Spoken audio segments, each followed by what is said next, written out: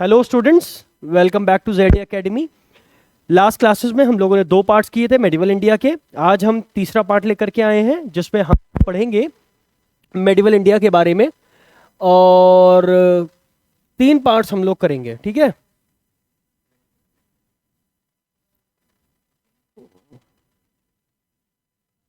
चलिए, history of Delhi सल्तनत, ठीक है। दिल्ली सल्तनत की हिस्ट्री के बारे में हम लोग पढ़ेंगे। दिल्ली सल्तनत की जब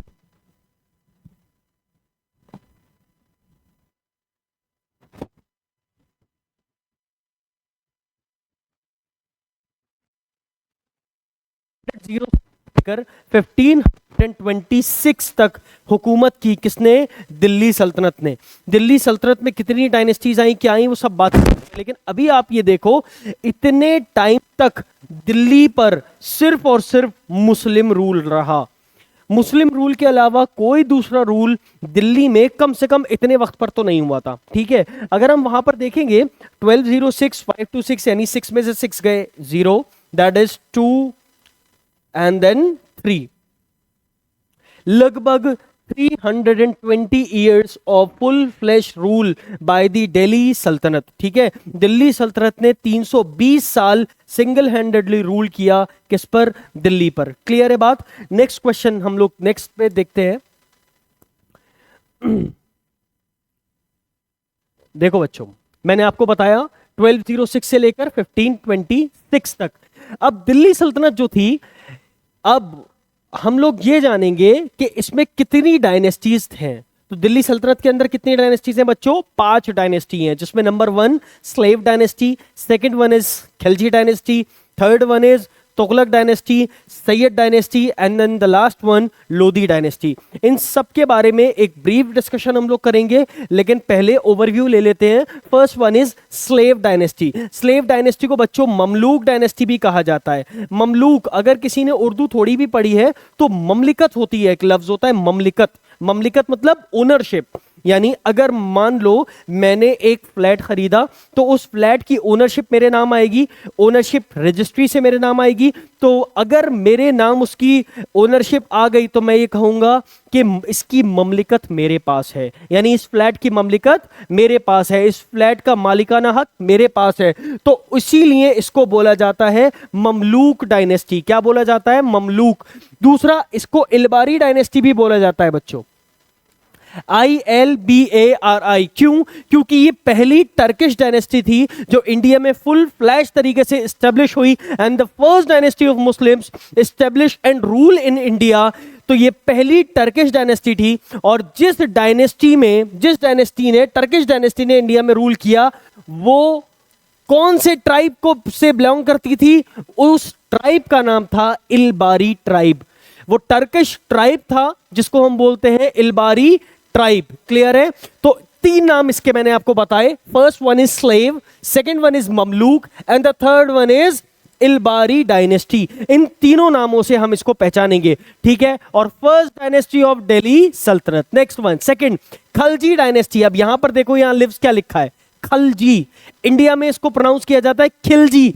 अगर हम उर्दू में देखें ना, क्योंकि उर्दू वाले हिस्टोरियन ज्यादा है, उर्दू में खलजी और खिलजी एक ही तरीके से लिखा जाएगा, लेकिन अब प्रॉपर टर्किश टेक्स्ट उठाएंगे तो वहां लफ्ज खलजी ही मिलेगा, खिलजी नहीं मिलेगा बच्चों, ठीक है। खलजी लफ्ज ही मिलेगा प्रॉपर टर्किश टेक्स्ट में। और टर्किश लोग थे तो जाहिर है हम टर्किश की ही डिक्शनरी उठाएंगे और टर्किश वोकैबुलरी ही उठाएंगे। तो slave dynasty also belongs to Turkey. Khalji dynasty also belongs to Turkey. यहां पर इस डायनेस्टी के बारे में एक चीज इंपॉर्टेंट ये है, ये शॉर्टेस्ट पीरियड की डायनेस्टी थी। अब आप कहोगे सर शॉर्टेस्ट पीरियड कैसे? ये शॉर्टेस्ट पीरियड इसलिए थी क्योंकि ये स्ट्रॉन्गेस्ट थी, सिंपल सी बात है।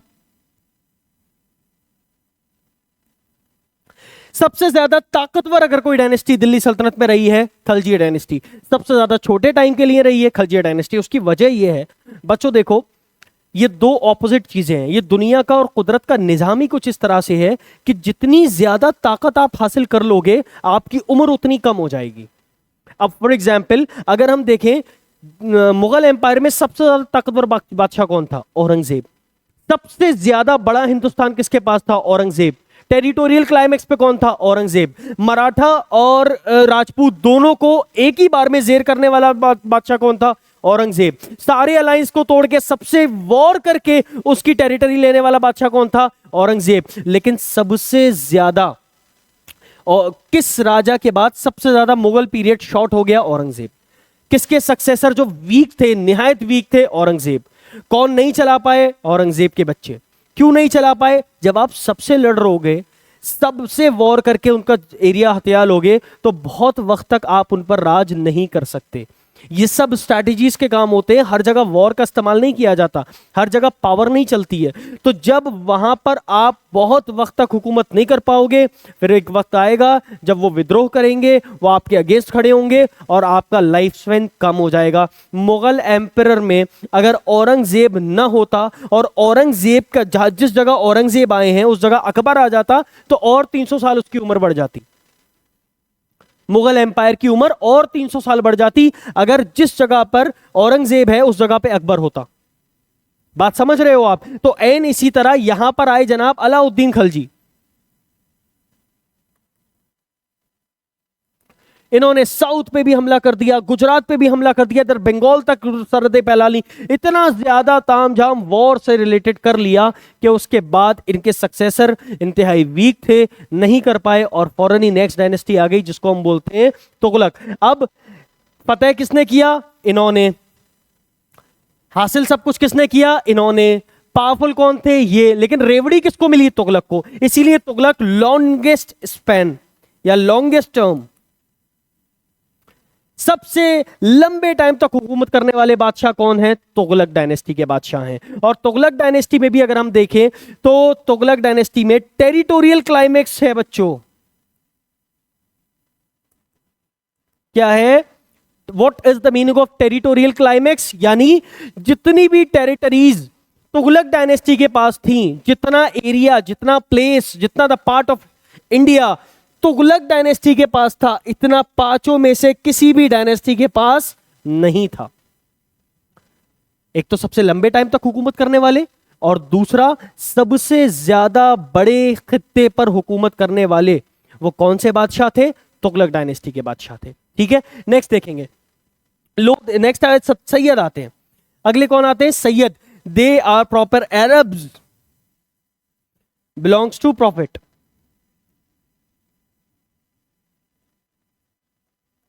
लीगेसी।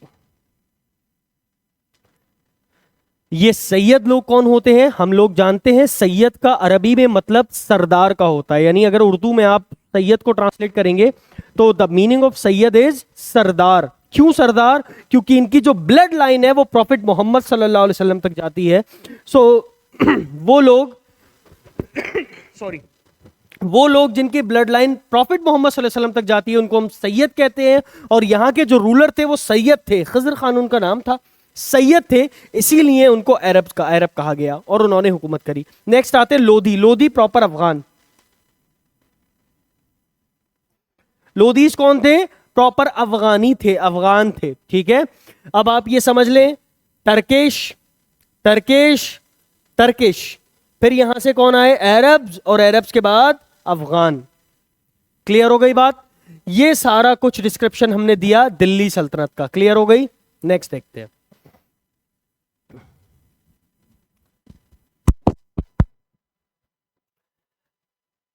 नेक्स्ट है स्लेव, यानी गुलाम और ममलूक डायनेस्टी। अब हम अगर इसमें हम देखें बच्चों, ध्यान से समझना, एक चीज मैं आपको समझाऊंगा, अच्छे से देखिएगा। गुलाम किसका था? ये गुलाम था बच्चों मोहम्मद गौरी का। हमने आपको 1191 और 1192 द बैटल ऑफ तराइन पढ़ाई थी, पृथ्वीराज चौहान वर्सेस मोहम्मद गौरी। तो पृथ्वीराज चौहान ने बैटल ऑफ तराइन फर्स्ट में हरा दिया था मोहम्मद गौरी को, और सेकंड बैटल ऑफ तराइन में मोहम्मद गौरी ने पृथ्वीराज चौहान को मार दिया था। तो मोहम्मद गौरी जब वापस अफगानिस्तान गए, फिर यहां पर दोबारा आए, जयचंद से जंग लड़ी, उसको मारा, और यहां पर अपना एक नाइब बना दिया, एक वॉइसरॉय बना दिया। वॉइसरॉय या नाइब का मतलब होता है कि मेरे अंडर में ये काम कर रहे हैं। उनका नाम था बच्चों कुतुबुद्दीन ऐबक। क्या नाम था? Qutbuddin Aibak. He was the naib, जिसको हम वॉइस रॉय भी बोलते हैं, एंड स्लेव। अब आप कहोगे कि सर स्लेव को हुकूमत क्यों दे दी? अपने जीते हुए शहर इतनी मुश्किलों से जीता, इतनी ज्यादा जंगें लड़नी पड़ी, उसके बावजूद गुलाम को दे दिया। हिंदुस्तान जैसी सरजमीन आप गुलाम को दे दोगे? क्यों दिया? क्योंकि बेटा इनकी अपनी कोई औलाद नहीं थी। जब भी इन्हें औलाद न होने का ताना दिया जाता था तो ये कहते थे कि मेरे स्लेव्स ही मेरी औलाद हैं, मेरे जो गुलाम हैं वही मेरी औलाद हैं। और ऐसा इन्होंने करके दिखाया। अपने सक्सेसर, अपने ही गुलाम को, अपने ही स्लेव को बनाया, जिस स्लेव का नाम था कुतुबुद्दीन ऐबक। इंतहाई इंटेलेक्चुअल बंदा था कुतुबुद्दीन ऐबक। क्लियर है?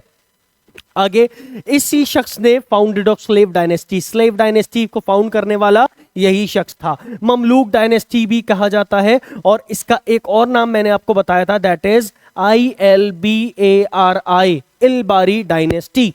ठीक है, इन तीनों डायनेस्टी को फाउंड करने वाला शख्स, the answer is Qutubuddin Aibak. Next question, question किस तरह आएगा कि name the first man who established the Muslim empire in India. Answer is Qutubuddin Aibak. इनसे पहले बच्चों जितने भी बादशाह आए हमला किया, लूटा, वापस आए, हमला किया, मारकाट मचाई, लूटा, वापस। ये पहला ऐसा शख्स है जिसने हिंदुस्तान में रुका, कंस्ट्रक्शंस कराए, मॉस्क बनवाई, कुतुब मीनार बनवाया, 2.5 दिन का झोपड़ा बनवाया, और यहीं का होकर रहा।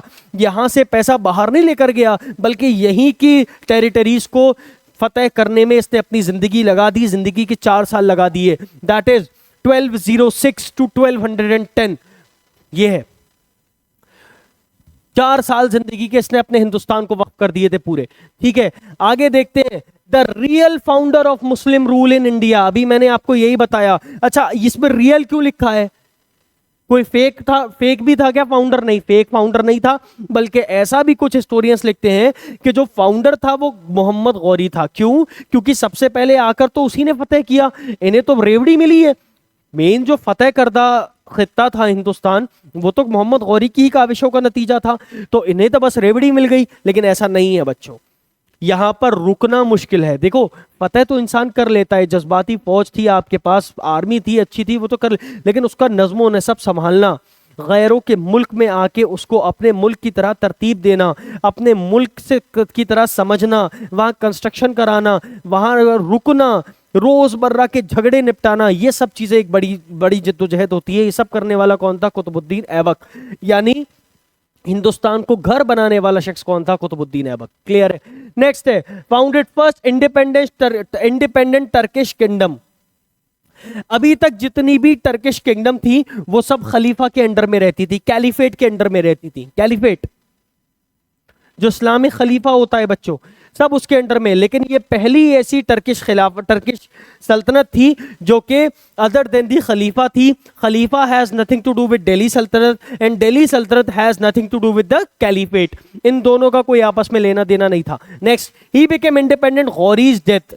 जब मोहम्मद गौरी मर गए तो ये थोड़े इंडिपेंडेंट हो गए, और 1206 से इनका रूल स्टार्ट हो गया। कब से कब तक बच्चों? 1210 तक, 1210 तक। नेक्स्ट, लाहौर को अपनी कैपिटल बनाया। लाख बख्श इनका नाम था। लाख बख्श क्यों था? लिबरल डोनेशंस बहुत ज्यादा दिया करते थे, बहुत ज्यादा जेनरस, बहुत ज्यादा थे। भाई एक शख्स आया कि हमें 10,000 की जरूरत है, लो 10,000 क्या 15,000 लेकर जाओ। एक शख्स आया, मुझे अपनी बेटी की शादी करानी है, उसकी बेटी की शादी करा दी। एक शख्स आया, मेरा घर गिर रहा है, मुझे घर, मतलब giver of the lakhs, liberal donor, बहुत ही ज्यादा। लिबरल डोनर का मतलब आसान भाषा में बताऊं, हिंदू मुस्लिम सिख ईसाई नहीं देखते थे, बस कोई जरूरतमंद है तो उसकी जरूरत देखते थे और दे दिया करते थे। इसीलिए इनको लाख बख्श कहा जाता है। That is the meaning of giver of lakhs, और lot of liberal donations would be there. Clear है? Aibak issued coins in gold, silver और बाइलन एंड कॉपर। ये खैर इंपॉर्टेंट नहीं है आपके लिए, ठीक है, इसमें क्योंकि थोड़ा सा हिस्टोरियंस को भी इख्तलाफ है, ये इंपॉर्टेंट नहीं है। ये इल्तुतमिश के बारे में इंपॉर्टेंट है कि इल्तुतमिश ने कौन सी करेंसी इशू करी थी, इनके बारे में इंपॉर्टेंट नहीं। He disregarded carving the name of Abbasid caliphate. अब हुआ क्या, पहले ज़माने में जो सिक्के चलते थे वो भले ही किसी भी सल्तनत के हों, लेकिन अब्बासी खलीफा जो बनु अब्बास के कैलिफेट थे, जिनकी कैपिटल बगदाद थी बच्चों, क्या थी? बगदाद। बगदाद से पूरा इस्लामिक एम्पायर रूल होता था। यहां पर एक खलीफा बैठते थे जो पूरे इस्लामिक दुनिया के बादशाह हुआ करते थे, the king of all the Kings हुआ करते थे। तो इन्होंने कहा कि मैं इनका नाम सिक्कों पर राइज नहीं करवाऊंगा, सिक्कों पे नहीं गुदवाऊंगा। पहले जमाने में जो सिक्के चला करते थे उस पे अब्बासी खलीफा के नाम हुआ करते थे, ठीक है। लेकिन इन्होंने ऐसा नहीं किया, क्यों? क्योंकि ये इंडिपेंडेंट टर्किश किंगडम था। कौन सा किंगडम था बच्चों? इंडिपेंडेंट टर्किश किंगडम था। यहां तक क्लियर हो गया? आइए देखते हैं नेक्स्ट। अब देखो इनके कंस्ट्रक्शन पार्ट देखते हैं कि इन्होंने क्या क्या बनवाया। तो सबसे पहले इन्होंने बनवाया बच्चों कुव्वतुल इस्लाम मॉस्क दिल्ली। अगर आप ये पूरा एरिया देखोगे, देखो ये पूरा एरिया मैंने इसलिए आपको लगाया है ताकि आप लोगों को एक फिगर अच्छे से समझ में आए। इस पूरी जगह को हम मेहरौली बोलते हैं बच्चों। क्या बोलते हैं? मेहरौली। इस पूरी जगह को मेहरौली बोला जाता है। And Mehrauli also known as the historical city of Delhi.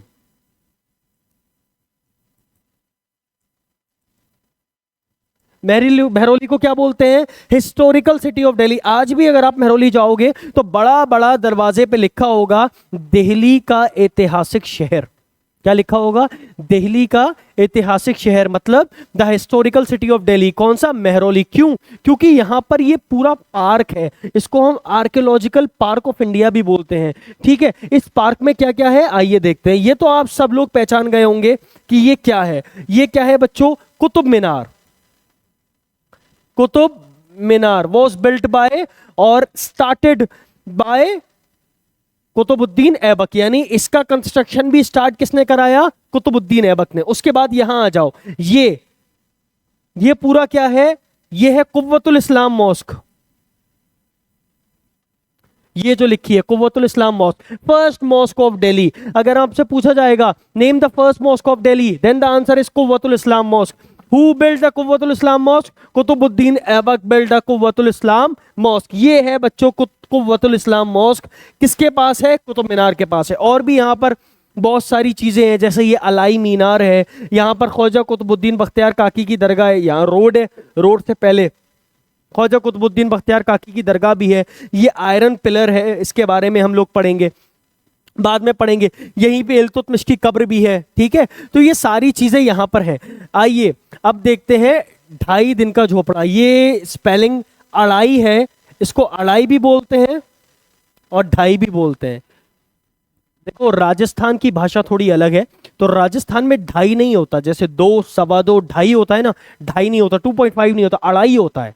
तो अड़ाई दिन का झोपड़ा भी बोल सकते हैं, 2.5 दिन का झोपड़ा भी बोल सकते हैं, जो कि ये है। अब इसकी हालत इंतहाई खराब हो चुकी है, यहां तक कि इसके ऊपर छतों से भी पानी टपक रहा है। लेकिन आपको एक बात बताऊं, अगर हिंदुस्तान में किसी मतलब किसी मस्जिद में या किसी इमारत में जो कि आर्कियोलॉजिकल सर्वे ऑफ इंडिया के अंडर में आती है, ASI के अंडर में आती है, अगर उसमें सबसे बेहतरीन नक्काशी समझते हो, जो क्या कहते हैं नक्काशी होती है, अगर वो सबसे बढ़िया कहीं पर है तो वो इस बिल्डिंग में है। अजमेर में ये मौजूद है, पूरी दुनिया से लोग इसको देखने आते हैं। आप ये देख रहे हो, ये शायद आपको नजर आ रहा हो, ये सब का सब पत्थर से गुदा हुआ है, लिखा हुआ है इस पे सब, पूरी कुरान की आयत है। अच्छा, इसको अल्तमश मॉस्क भी बोलते हैं। क्या बोलते हैं? इसका दूसरा नाम है अल्तमश मॉस्क भी बोलते हैं इसको। बनवाई कुतुबुद्दीन ऐबक ने थी, लेकिन बोलते अल्तमश मॉस्क भी हैं। यहां तक ये बात क्लियर हो गई। He started construction the Qutub Minar dedicated to the सूफी सन ख्वाजा कुतुबुद्दीन बख्तियार काकी रहमतुल्लाह अलैह, later completed by इल्तुतमिश। देखो हुआ क्या था, इसका इन्होंने बनवाना स्टार्ट किया।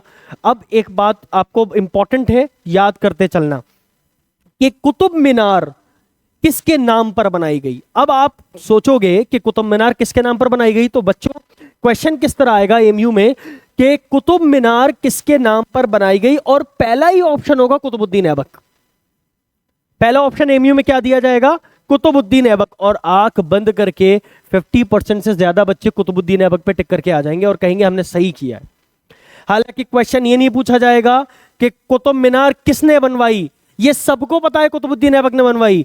क्वेश्चन पूछा जाएगा कि कुतुब मीनार किसके नाम पर बनाई गई है, और जब नाम की बात आ जाएगी तो कुतुबुद्दीन ऐबक नहीं होगा, बल्कि नाम आएगा एक सूफी संत का, जिनका नाम है हजरत ख्वाजा कुतुबुद्दीन बख्तियार काकी रहमतुल्लाह अलैह, जिनका मैंने अभी बताया यहाँ पर रोड है और रोड के बाद एक मज़ार है जो मज़ार ख्वाजा कुतुबुद्दीन बख्तियार काकी का है। एक बात और इंपॉर्टेंट आपको बताता चलूं, Khwaja Qutubuddin Bakhtiyar Kaki was the spiritual teacher of Qutubuddin Aibak. Khwaja Qutubuddin Bakhtiyar Kaki spiritual teacher भी हैं। किसके टीचर हैं? कुतुबुद्दीन ऐबक के। और किसके स्पिरिचुअल टीचर हैं? बाबा फरीद गंजे शकर के। हम लोग सूफी मूवमेंट में इनके बारे में काफी डिटेल से डिस्कशन करेंगे। बख्तियार का मतलब क्या होता है, काकी का मतलब क्या होता है, ये सब हम डिटेल डिस्कशन करेंगे सूफी मूवमेंट के अंदर। अभी आपको सिर्फ इतना समझना है, Qutub Minar dedicated to Sufi संत and the name of the Sufi संत was Khwaja Qutubuddin Bakhtiyar Kaki and he is the disciple of Khwaja Garib Nawaz रहमतुल्लाह अलैह। अजमेर में जिनकी दरगाह है ख्वाजा मोइनुद्दीन चिश्ती अजमेरी गरीब नवाज उनको कहा जाता है, ये उनके शागिर्द हैं और इनके शागिर्द कुतुबुद्दीन ऐबक है। अब बात समझ में आ गई। Next, he patronise Fakhruddin the author of तारीख मुबारक शाही। ये इंपॉर्टेंट है, तारीख मुबारक शाही का मुसन्निफ कौन है, ऑथर कौन है? फखरुद्दीन, ठीक है। And Hasan Nizami who wrote Tajul Nasir, the first official history of Delhi सल्तनत। पहली दिल्ली की जो ऑफिशियल हिस्ट्री है दिल्ली सल्तनत की, वो किसने रखी है? ताजुल नासिर के नाम से हसन निजामी ने लिखी है। क्लियर हो गई बात? यहां तक क्लियर है। नेक्स्ट देखते हैं।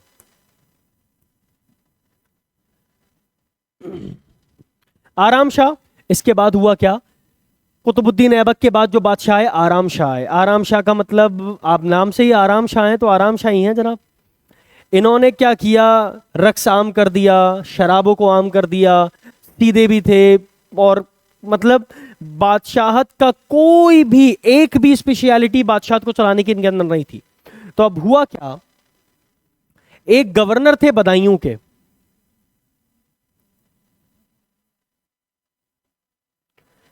जिनका नाम था इल्तुतमिश। ये बदायूं के गवर्नर भी रह चुके हैं और ये स्लेव है कुतुबुद्दीन ऐबक के, स्लेव ऑफ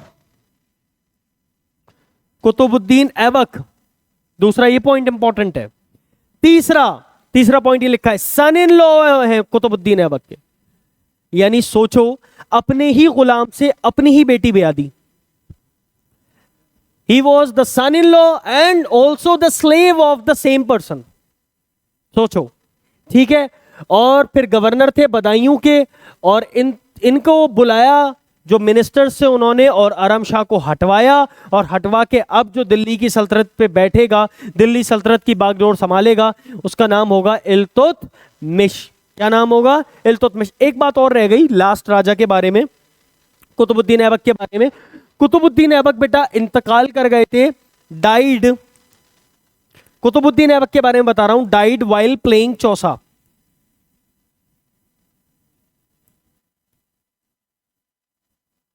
चौहन यानी पोलो, ठीक है। पोलो एक गेम होता है, घोड़े पे बैठ के हॉकी खेला जाता है। उसको खेलते वक्त ये मर गए थे जनाब कुतुबुद्दीन ऐबक। घोड़े से गिरे, बुखार आया और मर गए, ठीक है। उसके बाद आराम शाह, और आराम शाह ने बागडोर ढंग से नहीं संभाली 1210 में। अब जो बादशाह बनेगा उसका नाम है इल्तुतमिश। इसकी पूरी स्टोरी हम लोग जानते हैं क्या है। शम्सुद्दीन इल्तुतमिश, ठीक है। इसको अल्तमश भी बोला जाता है। अगर इल्तुतमिश को आप प्रोनाउंस ना कर पाए बाई चांस, क्योंकि इल्तुतमिश लफ्ज जो है वो टर्किश लफ्ज है बच्चों। इल्तुतमिश का लफ्ज टर्किश है, इसीलिए उर्दू में इनको क्या बोला जाएगा? अल्तमश बोला जाएगा, ठीक है। शम्सुद्दीन इनका नाम था। अब ध्यान से समझना बेटा, एक ट्राइब था और ट्राइब में जो पहले जमाने के ट्राइब होते थे टर्की में खासकर, तो टर्की में जो ट्राइब होते थे उनका एक बादशाह होता था जिसको हम कबीले का सरदार बोलते थे। कबीले का कौन होता था? सरदार होता था बच्चों। उस सरदार का बेटा था अल्तमश और सबसे छोटा बेटा था। तो इनके जो भाई थे वो इनसे बड़ी हसद रखते थे। इतनी हसद रखते थे, एक तो ये खूबसूरत भी बहुत थे, दिमाग के भी बहुत तेज थे। तो बाकी भाई जो हैं वो इतने ज्यादा कैपेबल नहीं थे। तो जाहिर है जब आप कैपेबल नहीं होगे तो इनसे चढ़ोगे। तो बहुत छोटी उम्र में टर्की के किसी बाजार में इन्हें बेच दिया गया, और वहां इन्हें जो खरीदा था वो एक आलिम दीन ने खरीदा था। He was a great Islamic scholar. और इससे पहले जो कुतुबुद्दीन ऐबक थे ना, उनको भी बहुत ही बड़े स्कॉलर ने, अपने जमाने के बड़े काजी ने खरीदा था, और वो काजी इमाम आजम अबू हनीफा की औलाद में से थे। इन्हें भी ऐसी किसी ने खरीदा। बहुत बड़े आलिम दीन थे, बहुत बड़े इस्लामिक स्कॉलर थे। तो जब उनके पास ये आए तो उन्होंने अपने बेटी की तरह इन्हें रखा और पूरी दीनी तालीम दी, यानी हाफिज भी बनाया, आलिम भी बनाया, और जितने इस्लामिक उलूम थे, इस्लामिक नॉलेज थी, इस्लामिक जूरिस्प्रूडेंस था, वो सब इनको दिया। और फिर जब उनका इंतकाल हुआ तो उनके भाई ने इन्हें उठा के बेच दिया। अब सीरिया के बाजार में बिके, और बिकने के बाद इन्हें बहुत ही ज्यादा जर्नैल ने, अब्बासी खलीफा के जर्नैल ने खरीदा, जो आर्मी जर्नैल होता है। और आर्मी जर्नैल के साथ जब आप रहेंगे, जाहिर है तो उसकी भी खूबियां आपके अंदर आएंगी। तो आर्मी जर्नैल वाली भी खूबियां इनके अंदर मौजूद थी, इस्लामिक स्कॉलर की खूबियां भी मौजूद थी। और बिकते बिकाते अब ये आए गजनी के मैदान में। कहां आए? गजनी में मुंह मांगी कीमत पे इन्हें खरीदा। किसने? मोहम्मद गौरी ने। और जब, सुनना ध्यान से, ग्वालियर, बदायूं, फिरोजाबाद, इन 3 शहरों को फतेह करके, उनकी बनारस, इन 4 शहरों को फतेह करके जब कुतुबुद्दीन ऐबक पहुंचा वापस मोहम्मद गौरी के पास, तो वो इतना खुश हुआ और कहा कि बताओ क्या मांगो, जो मांगोगे मैं तुम्हें दूंगा। तो उन्होंने कहा कि आपका ये जो गुलाम है ना अल्तमश, मुझे ये चाहिए बस। तो कुतुबुद्दीन ऐबक ने मोहम्मद गौरी से इल्तुतमिश को मांग लिया, और मांगने के बाद जब इसकी सलाहियत देखी, इसकी कैपेबिलिटीज देखी, तो इसको कहां का गवर्नर बना दिया बच्चों? बदायूं का गवर्नर बना दिया। और ना सिर्फ बदायूं का गवर्नर बनाया, अपने ही गुलाम को गवर्नरशिप भी दी जा रही है और अपनी बेटी भी दी जा रही है। अपना दामाद भी बनाया, बदायूं भी दिया, दामाद भी बनाया। और फिर अब कुतुबुद्दीन ऐबक के बाद ही was the king and the second ruler of Delhi Sultanate and the slave dynasty as well. Next, belong to Ilbari tribe. कौन सा ट्राइब था इनका, कौन सा कबीला था? इलबारी। अभी मैंने आपको बताया इलबारी के बारे में। Hence named as Ilbari dynasty. इसीलिए इस डायनेस्टी को क्या कहा जाता है बच्चों? Ilbari dynasty. Aibak had appointed him as iqtadar of Gwalior. पहले ग्वालियर के गवर्नर थे, ग्वालियर के बाद इन्हें कहां का गवर्नर बना दिया? बदायूं का गवर्नर। ग्वालियर के गवर्नर थे, ये चीज इंपॉर्टेंट नहीं है। बदायूं के गवर्नर थे, ये चीज इंपॉर्टेंट है। और क्यों इंपॉर्टेंट है?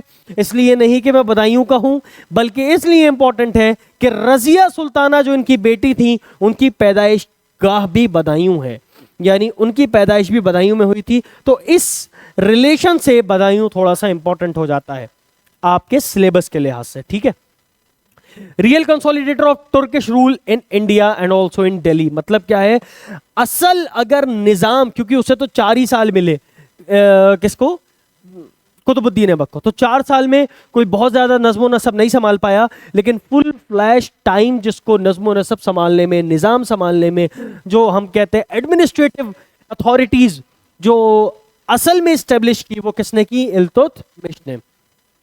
Shifted capital from Lahore to Delhi.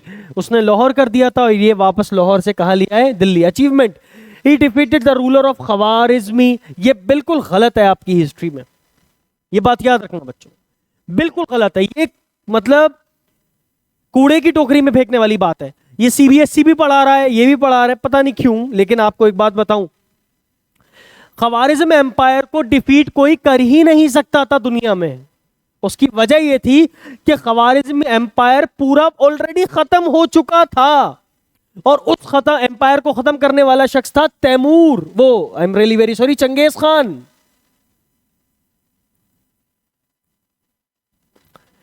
Genghis Khan जिस एम्पायर को नेस्तो नाबूद मलिया मेट मिट्टी में मिला चुका है, उसे ये कहां से डिफीट करेंगे? खवारिज्म एम्पायर की 2.5 लाख की आर्मी थी, जो खुरासान से स्टार्ट होती थी तो दमिश्क तक जाया करती थी।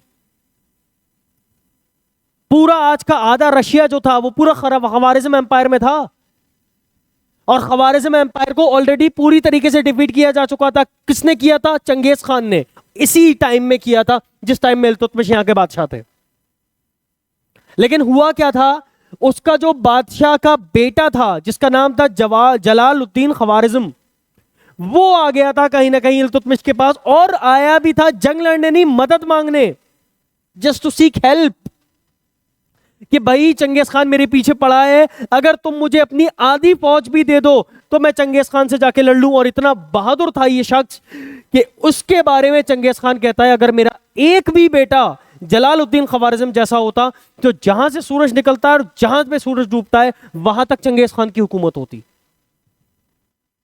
ये वर्डिक्ट है चंगेज खान का, इतना बहादुर शख्स था ये जलालुद्दीन खवारिज्म। इवन इसने अपने वालिद को भी रोका था कि इससे जंग करने मत जाइए, उसको यहां बुलाइए, आप वहां जाओगे वादी में फंस जाओगे। वही हुआ, -60 डिग्री टेम्परेचर पे कौन सी फौज लड़ पाएगी भाई। बुलाते रहे ऊपर, नहीं आ जाओ आ जाओ आ जाओ आ जाओ। एंड में उन्होंने घेर के वो मार लगाई थी कि खवारिज्म एम्पायर से ज्यादा बुरा हाल कभी किसी का नहीं हुआ था, सारी फौज बर्बाद कर दी गई थी। अब यहां देखो, खवारिज्म एम्पायर, ये बिल्कुल गलत बात है। खवारिज्म एम्पायर का लास्ट लीडर जलालुद्दीन खवारिज्म,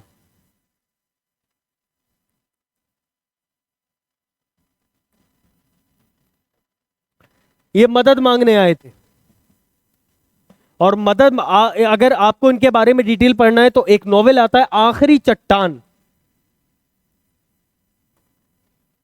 आखिरी चट्टान, ये उनके बेटे के लिए ही है कि ही वॉज द लास्ट माउंटेन, आखिरी चट्टान।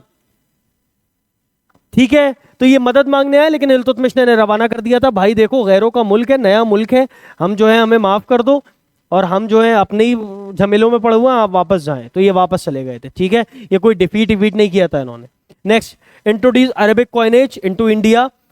उसमें क्या, सिल्वर कॉइन को ये टंका बोलते थे और कॉपर कॉइन को ये क्या बोलते थे, जित्तल। बस इतनी बात याद रखनी है। जो सिल्वर कॉइन इशू करे इन्होंने और कॉपर कॉइन, सिल्वर कॉइन का नाम था टंका। क्या बोला जाता था सिल्वर कॉइन को, silver coin was known as tanka, and the copper coin issued by the Iltutmish और Altamash is known as jittal. ये JITAL है, ये स्पेलिंग होगी बच्चों JITTAL, jittal. Tanka and jittal, silver coin and copper coin as well. ठीक है, क्लियर है। अब इन्होंने क्या किया, elite of 40 powerful military leaders, जिसको हम बोलते हैं तुर्काने चहलगानी। तुर्काने चहलगानी ये टर्किश में बोला जाता है। ये क्या था, 40 टर्किश नोबल्स थे जो बुलाए थे इल्तुतमिश ने अपनी मिनिस्ट्री को स्ट्रॉन्ग करने के लिए। और ये मिनिस्ट्री क्या करेगी, एडमिनिस्ट्रेशन को स्ट्रॉन्ग करेगी। जितना ज्यादा मजबूत होगा, जाहिर है आपकी फौज उतनी ज्यादा मजबूत होगी, आपकी फौज जितनी ज्यादा मजबूत होगी आपका रूल इंडिया पे उतना ही ज्यादा लंबे टाइम तक चलेगा। तो इन्होंने टर्की से बुलाए थे 40 टर्किश नोबल्स, ताकि इनकी फ्लुएंसी जो थी बादशाह की वो बढ़ सके। ठीक है, क्लियर हो गई। और उनको टर्किश में क्या बोलते हैं, तुर्काने चहलगानी, 40 मिनिस्टर्स।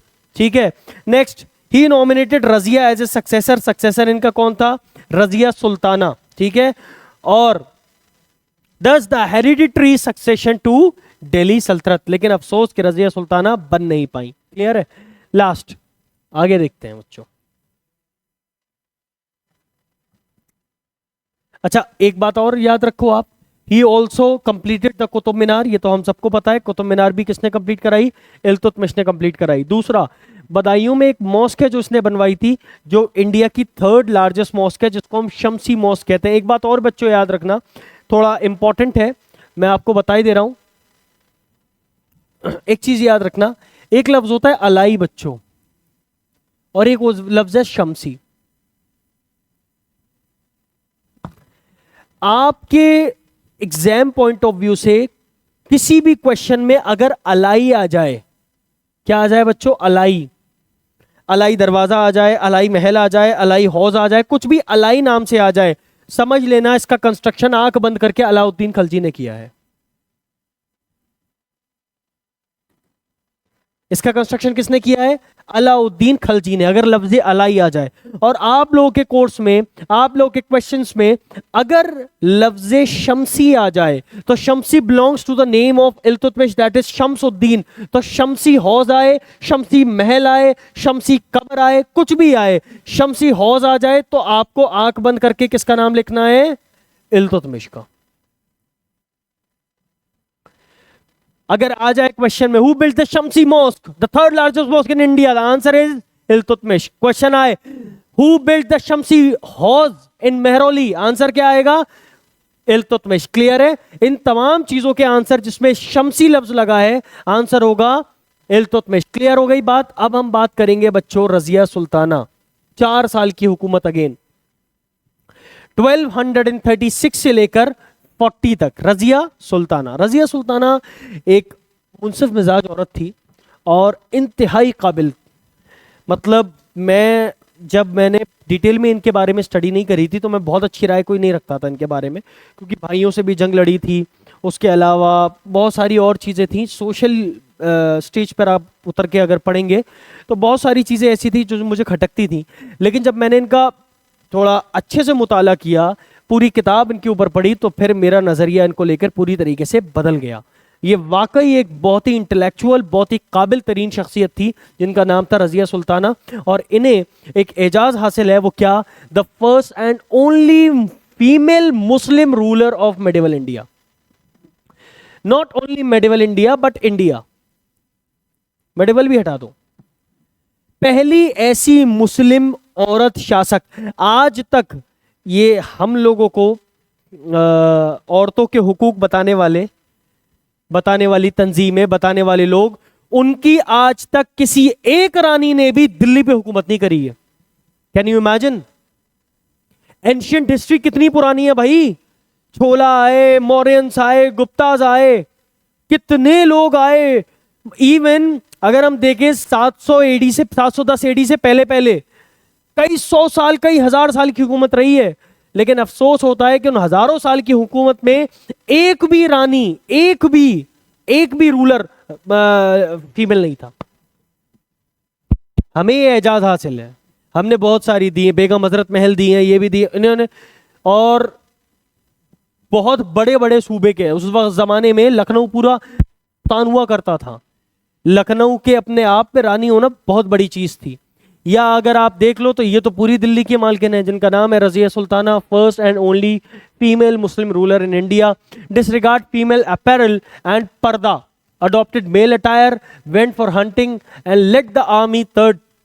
ठीक है, और एक बात और बताऊं, ये हंटिंग पे जाती थी तो हाथी के ऊपर, road out at the back of elephant, बाहर जाती थी तो हाथी के पीठ पे बैठ के इंसानों वाला लिबास, मतलब इंसानों वाला तो लिबास जाहिर है, मर्दों वाला लिबास नहीं होता था, वो जंगी लिबास होता था। ये मेल अटायर जो है ना, ये जंगी लिबास के बारे में बात की गई। अब जाहिर है जंगी लिबास औरतों का मर्दों का अलग तो नहीं होगा, एक ही होता था, और पहले जमाने में ज्यादा मर्द जाते थे। तो ये जो अटायर, मेल अटायर की बात की गई है, ये आर्मी अटायर है। क्लियर है? उसके बाद टर्किश नोबल्स इनको पसंद नहीं करते थे। क्यों? मुस्लिम थियोलॉजियंस और नोबल्स भी इनको एक्सेप्ट नहीं करते थे। ये बात बिल्कुल गलत है, क्योंकि इनको एक्सेप्ट किया है ख्वाजा कुतुबुद्दीन बख्तियार काकी ने, जो स्पिरिचुअल मास्टर थे इल्तुतमिश के, और स्पिरिचुअल मास्टर थे कुतुबुद्दीन ऐबक। तो ये बात बिल्कुल गलत है। ठीक है, आइए देखते हैं आगे क्या हुआ। क्या इनका एक, क्या कहते हैं, रिबेल हुआ सिरिंध में, अल्तुनिया ने किया। खैर वो छोड़ो आप, ये तो इंपॉर्टेंट नहीं है। जो इंपॉर्टेंट है वो है याकूत। इसका पूरा नाम था बच्चों जमालुद्दीन याकूत। क्या नाम था? जमालुद्दीन याकूत। इसने क्या किया? ये एक हबशी था। हबशी समझते हो बच्चों? हबशी ये कोई वो नहीं है कि हबशी के जंगली वाला हबशी होगा, नहीं। हबशी एक जगह है, हबशा जिसको बोलते हैं, अबिसीनिया, इथोपिया जिसको हम बोलते हैं, उसको हबशा बोला जाता था पहले जमाने में, और वहां के लोगों को हबशी कहा जाता था, मतलब अफ्रीकन। अब अफ्रीकन तो जाहिर है थोड़ा रंग जो है वो बहुत ज्यादा डार्क होता है, मुझसे भी ज्यादा डार्क होता है उन लोगों का, और बाल जो है घुंघराले होते हैं बहुत ज्यादा, तो बज़ाहिर शक्ल सूरत में उनको अच्छा नहीं समझा जाता। और जो टर्किश लोग थे वो उनको अपना गुलाम समझते थे। हालांकि प्रॉफेट सल्लल्लाहु अलैहि वसल्लम ने आके ये बात कही थी कि गोरे को काले पे कोई फौकियत नहीं, काले को गोरे पे कोई फौकियत नहीं। कोई किसी का गुलाम नहीं है और कोई किसी का बादशाह नहीं है, जस्ट बिकॉज कि वो उस नस्ल में या उस कबीले में या उस रंग में पैदा हुआ है। बात समझ रहे हो? तो इन्होंने जो टर्किश नोबल्स थे उनको बड़ी ये बात खटकी कि इल्तुतमिश ने तो हम 40 नोबल्स को, तुर्कान चालगानी को टर्की से बुलाया, अपने सारे मामलात में हमें आगे किया, सारे जितने बड़े बड़े पद थे हमें दिए, और ये जो है झांसी, ये जो है सॉरी झांसी कह रहा हूं, रजिया सुल्ताना, ये इसको आगे बढ़ा रही है। और उसी जमाने में याकूत को, जलालुद्दीन याकूत को इन्होंने मास्टर ऑफ हॉर्स बना दिया। ये बड़ा वो था ओहदा, इसको बोलते थे अमीर आखुर।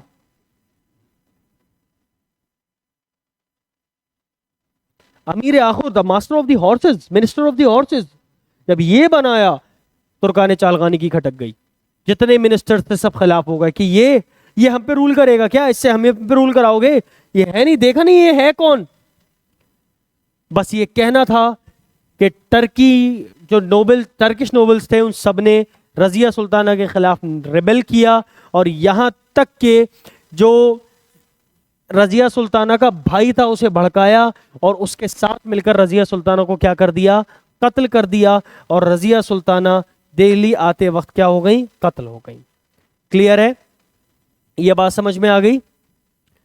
अब यहां तक हम लोग ने आज पढ़ा। कल हम लोग बलबन के बारे में पढ़ेंगे, कल हमारी लास्ट क्लास होगी स्लेव डायनेस्टी की। क्लियर है? यहां तक किसी को कोई डाउट है तो प्लीज कमेंट बॉक्स में मेंशन कर दे, और जो भी आप लोगों के डाउट्स हैं वो कमेंट बॉक्स में आप मुझसे पूछ सकते हैं, मैं आपको बता दूंगा। ठीक है? Thank you very much.